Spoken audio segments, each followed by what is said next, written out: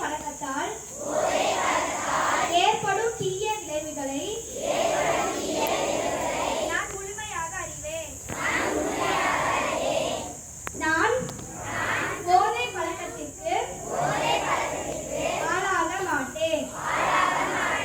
மேலும் எனது குடும்பத்தினரையும் நண்பர்களையும் போதை பழக்கத்திற்கு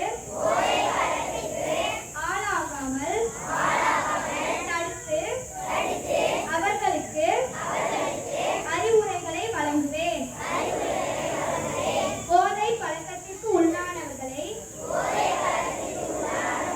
மீட்டெடுத்து அவர்களை நல்வழிப்படுத்த எனது பங்களிப்பை முழுமையாக தருவேன்.